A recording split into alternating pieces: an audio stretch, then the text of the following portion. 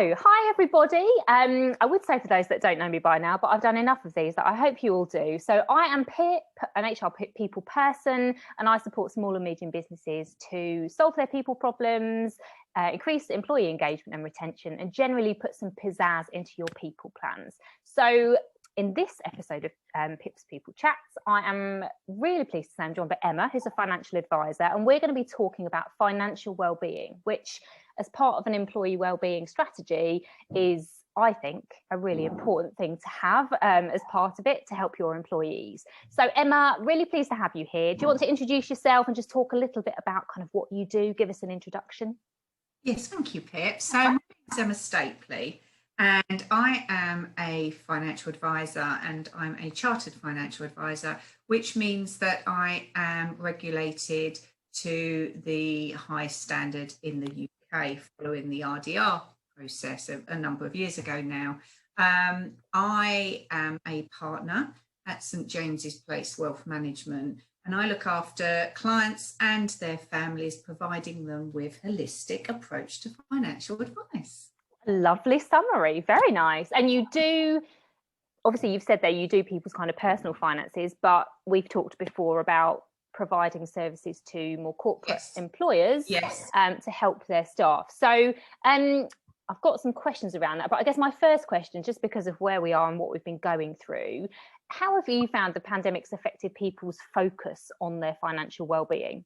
Has it had an effect, or? I think it has, and I think it's had a double-edged sword effect. So you have one camp of people that have really embraced the time at home to go through their boxes of all this paperwork, that just receive an envelope through the post. Sometimes they don't even open it, they will just file an envelope, believe it or not. Oh God, for the bill. and others open the envelope, look through briefly and go, don't understand this, and file it. I'm that guy. So there's been a number of people that have actually taken this time, because they've either been working at home or been furloughed, and digging out paperwork and actually saying, well, what does it mean? What has it got? So I've had people contacting me to just really do a health check on letting them know where they're at with their pensions and where they're going forward to.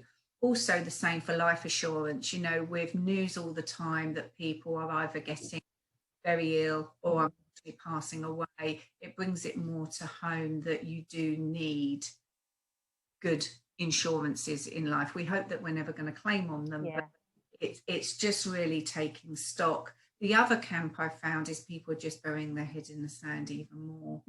And do you see there's a third camp of people who've actually in some way benefited, because obviously they haven't been commuting as much, so even though they might be on furlough, they might actually be better off because they haven't had to pay for petrol and all of that kind of stuff. You're finding there's a group of people that are like, actually I've got a bit more money than I used to have, and I'm not quite sure where to put it. Now I could put more into a pension or invest more or whatever.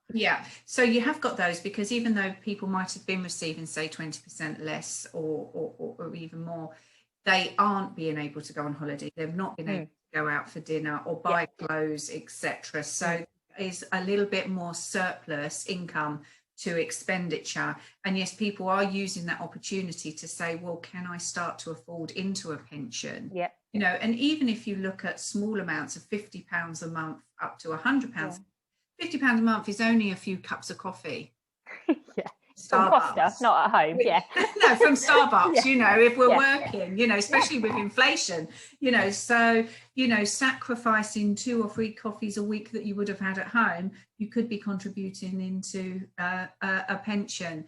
And I think over the years there's been a shift in companies taking responsibility with their employees with regard to pensions, etc. Because 20 odd years ago when I started at a company, you was like a rabbit in headlights. You had all these forms to complete by your employer, and somebody put a piece of paper in front of you and said, you get a pension, sign here.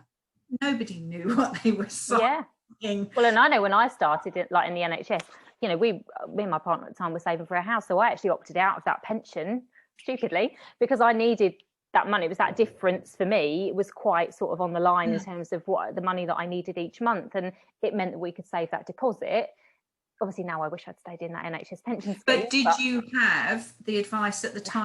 No, because it was just, you know, it was just here's a form, you can opt out if you want kind of thing. But okay, let's move on then. So we started talking there about my next question really was sort of how can what you do fit into an employer's wellbeing plan really? So what kinds of things can you offer that employers could take as a service to provide for their employees? Well-being comes in many strives as well, and it's not just physical well-being, but it's also more predominantly, and especially we're seeing in COVID, mental being and mental health, and being financially sound-minded helps you sleep sounder at night, and you know where you're at. I think by companies working with financial advisors to give assistance to their employees, to just answer questions or review their personal circumstances. You know, we can work really and support their employees with questions, because there's a number of questions out there. You know, you've heard me say this many a time, we don't know what we don't know. No. And employers are not financial advisors. Oh no, I mean, obviously working in HR, we would give out all the benefits forms, but that means if you give those forms out, people tend to come and ask you questions and people would come and ask me pensions questions, and I have a bit of natural intrigue, so I would sort of try and find out because I wanted to understand, but not everybody does that. And some of the questions were a bit curvebally, you know, and actually having someone that you can almost go back to and say, you know, can you help understand this question because this person's asking something quite specific, has been really useful. So it sounds like you're saying there that that's almost a service where employers could have kind of like a regular, workshops. Yeah, well, in clinics. We called them clinics, yeah. So in my last couple of companies, we had a financial advisor come in and do monthly clinics. People could book every month if they wanted to, or once a year. We just have a certain number of slots available once a month. The cost was covered by the company of that person coming in, and that company also administered our pension scheme. So it meant that they could talk about pensions in the main, but actually that person could also talk about their general finances. So they could go and talk about savings, investments, whatever else they had going on in their life at that stage in their life. And I think everybody found that really useful because it was, you know, that was an extra thing. And for me, I was at an age where, you know, I didn't understand anything to do with financial planning particularly. So just having a couple of sessions to say, actually, you're good and where you should be, or you could do a bit more, was really helpful. Because I think, like you say, when you join a company, I think even now when you're 18, not all companies offer that kind of information to people. And I guess that leads on to the second part. So number one is these sort of clinics. Number two for me would be kind of financial education sessions, which could form part of, if you're doing like employee wellbeing weeks, or you're having an annual plan where you do different activities through the year, which is really my favourite thing. Then maybe would you offer kind of sessions where you could do presentations and educate people about how pensions work? Yes, yeah, definitely. Cool. And it could be that it could just be general. It could be a workshop with new starters, or sitting down even with new starters. Yep. And you could even coincide it with when the pension trustees send out the statements to employees. Give it a month or so after that, and then have a presentation or a workshop talking about any questions, running their statements, etc. And is that statement date always around the same time? I have a feeling it's always around June, summertime. Is that the same for most pension schemes? For most it does, because it works after the financial year. So when contributions, so you would, as part of that pension statement, you'll have what the value is of your pension, but also a statement of contributions, both employer and employee. So it does tend to be working around the financial year. The company. I just, you know, the benefit for me of those sessions, we've done them in previous companies, is I think pensions is always a bit of a mystery, and I think some of it is to do with they've been around a long time. For me, it's about the language, you know, an annuity and drawdown and even compound interest. You know, I would have had absolutely no idea at 18 what any of those things meant, and it's only from kind of working with pensions in HR that I've understood what those things mean. But I think a lot of employees still don't really understand, well, what does that mean for me? How would that affect me? And what are those things? And once you explain what they are, actually, it's like, oh, okay, it's not actually that complicated, but there's a lot of jargon within the pensions world, and I think that kind of almost creates this place where people feel a bit scared to deal with it, because it's like, I'm going to read this stuff and I'm going to be none the wiser. And I guess having you come in and almost do a bit of a jargon buster session as an education thing would be really helpful for people to almost go, right, our first session is just going to be explaining what some of the standard terms are, and we'll do half an hour on that as a lunch and learn or something. And then, you know, a Q&A session or something like that. That might be really useful for people. I think it is really useful, not only for people coming into employment, but also people that have been in employment for a number of years, because pensions have evolved dramatically over the last few decades. You know, we had the biggest pension shake-up in decades a few years ago, where actually it has given you control. You as individuals, we as individuals can have control on our pensions a lot more, where before they was very much at arm's length. You paid into it, but you had no control. Yeah, but I actually wonder how many people are really aware of that change. I think if you were near retirement age, I think you were quite aware. But people like my age, say, when I was in my 30s when that happened, I knew about it from an HR perspective because we had to do some admin around it. But actually, I think actually it's more dangerous if you're in an employer's pension scheme and you've worked somewhere a long time, because you sort of start to forget about it. When you're new somewhere, you've probably got some questions. But if you work somewhere for 15 years and you've just been merrily contributing, and a lot of people don't even check their pension pot, you know, and I used to speak to people in my last business because it was 8% employer contributions, but 0% employee. So very few people actually, they weren't motivated to check because they weren't putting anything in. So no one used to log in and look, and I'd be like, how can you not know what's in your pension pot, you know? But it's interesting that some people just sort of do forget about it and put it over there until they're late 50s, early 60s, and then go, oh, I wonder what's in my pension pot. And actually, I guess your job it's a lot more about the planning and making sure that you're on the right journey for you and your circumstances and what you want to achieve in retirement. Because I know obviously we've had a session where you've looked at my pensions, and I sort of felt like, well, I'm quite young to be looking at my pension, aren't I? I'm only in my 40s. Yes, you are. I wasn't fishing, but you know what I mean. I felt like, is it the right time? When's the right time? I guess any time's the right time, but as soon as possible is the right time. You know, if I sit in front of someone on their first day of work and explain the benefits, that's the first time, because that's little and often, and little acorns grow into big oak trees. So little and often is the key. And I think that, again, you mentioned about a company that had paid, literally are paying the 100% employer contribution. But as anyone sits down with anyone, says, well, actually, if you do an employee contribution, it might have some tax benefits for you personally. Yeah, and we did actually, we changed our pension scheme provider, and as part of that, we did a matching scheme which encouraged employees to contribute, and we did all these education sessions. We did loads of stuff as part of that change, because we also changed our financial advisor. So we did a lot around that, because the scheme was changing. We felt it was a really good time to help people understand the differences, because they'd been with the old provider for a long time. So we wanted them to understand, you know, why we were making the change. It was actually because it was better for them, a better annual management fee, lower, and actually they were a firm that there were additional benefits. I think you got like an annual bonus and all sorts of things that the previous company weren't offering. So so as part of that, we also did some education sessions around pensions generally, why it's a good idea to contribute and the difference it can make over time and all of that kind of stuff. So I'm really passionate about it, because I think once you start getting into it, it is quite interesting. You know, it doesn't feel it, but it is quite an interesting area, and once you start to see it working, when the numbers grow, you go, oh, actually this is working, this is good, I like it. So great. Okay, so are there any other services that you'd like to mention for families or for businesses, or anything else you'd like to kind of talk about? I think really for businesses as well, as part of supporting them with regard to welfare, etc., it's not just about pensions. You know, it's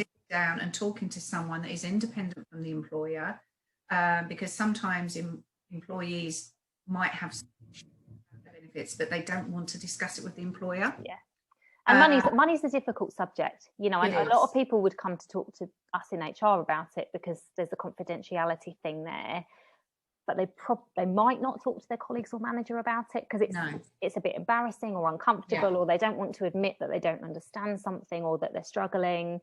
So it's a tough area, money, because we culturally we don't speak about it openly, which, you know, that's right or wrong. There's no particular answer there, but I think having avenues that people can access to say, look, if you want some impartial external advice where, you know, we're not going to know that you've done it, the service is there if you want to access it. I think that is really valuable for people because everybody's financial situation is different, and I think the pandemic has probably exacerbated that, you know, because everything's been thrown upside down, hasn't it? All of a sudden we were sort of coping with 80% pay and still having to pay our bills, but we weren't traveling as much, and everybody had to kind of look at their money and say, am I going to be okay? Whereas before, I think you sort of get into a habit of taking that for granted a bit when you're just getting a pay packet and it's the same every month and your expenses are the same. You don't question things. So, yeah, but I agree. Think with expenses as well, my concern is we're now in an environment of low interest rates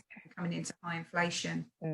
It's not just retirement planning, it's planning for those rainy day funds, you know, where before somebody might have put surplus income into a bank account, which is great, and we do need cash as a backup for those rainy days, but it's having that balance of a minimum amount of cash, one that makes you sleep soundly at night, but also then looking for other avenues and ISAs, for instance, but, you know, not cash ISAs, because you're not going to say with inflation and inflation around 2%, if you're getting less than that, you're going to be losing money in real term value.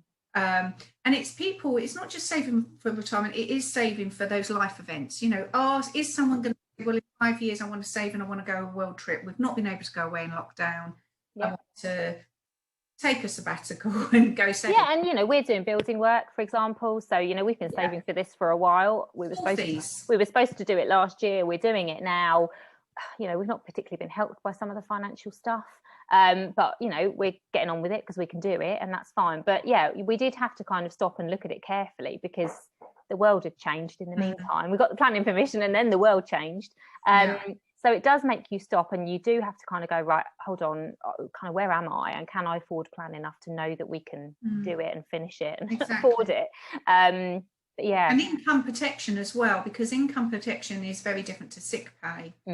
Because income protection will kick in after those events and support, you know, especially for people with mortgages, etc. Well, and I know a lot of, well, maybe larger companies. I know a lot of companies who do offer that as part of their benefits package, but maybe if you're in a smaller business, you might not be looking at things like income protection schemes and things like that. So worth looking at. Great. Well, where can people find you? I mean, obviously I will tag you when I post this on whichever channel it's on, but do you want to give out some contact details here as well? Yeah, sure. So you can contact me mainly on LinkedIn. So if you go into LinkedIn and put Emma-Stapley, I will come up there. Also as well, my website, which is www.ejstapley.wm.co.uk. So, I will put that in the caption as well, so that people can just click on it nice and easily. Yeah, if any businesses want to talk to me about coming in for sorting clinics or presentations, it's actually a service that I offer free. So there's no cost, especially for smaller companies. Oh, that's definitely worth mentioning. Free is always good to hear. Free. Yeah, and I mean, it's for me, if you're looking at doing something on wellbeing, if you're not doing anything and you're looking at starting to do something on wellbeing, I've said it for several of the people I've talked to, but again, finance is, in a way, it's quite an easy place to start because you've probably got a pension scheme, and everybody has money, earns money. So it's a really sensible place to start because it is something that actually most people would be interested in and most people will access to some degree or another. So I think it's a good place to start, and particularly if it's free, why wouldn't you do it? At least as a trial to see how your people find it. Exactly. And you find that from a wellbeing, once someone has spoken to me, they naturally feel more at ease, even if they've been worrying about things, because most of the time it's not as bad as it seems. I think you can sort of ignore it and then it becomes almost a bigger thing, doesn't it? About when I do it, it's going to be worse because I've just ignored it over there. But and from personal experience, I know from you help, because I'd not done anything with my pension since I went freelance, and just having that review was really helpful because it helped me to understand. I just lost a bit of focus on it, to be honest, because I was doing other things. Busy working. It just made me think, okay, actually, let's get myself back on this and you asked me questions, you know, what kind of lifestyle do you want when you retire and all of that. And it just got my focus back on it. And then now I just think, great, that's sorted. I can essentially ignore it. Obviously we have catch-ups, but essentially ignore it because it's taken care of and I know that's dealt with and it's another thing off my list. So I'd highly recommend it from a personal perspective, but you know, I know the value of this for employers because I've done it in previous companies and it went down really well. People did really value it. And not every company does it. So if you want to differentiate yourself as well, it's another reason to do it. So, well, listen, thank you for joining me. It's been lovely to talk to you and learn more about what you can do to help employers with employee wellbeing. I will obviously be doing more of these. And if you've got particular topics that you'd like me, anyone that you'd like me to talk to in particular, or particular topics you'd like me to cover, then do let me know either in the comments or drop me a message. And in the meantime, I hope you're having a great week and I will see you soon. And I'm sure Emma will see you soon if you go and follow her on her social media as well. And thanks very much for tuning in. Bye. Thank you. Bye.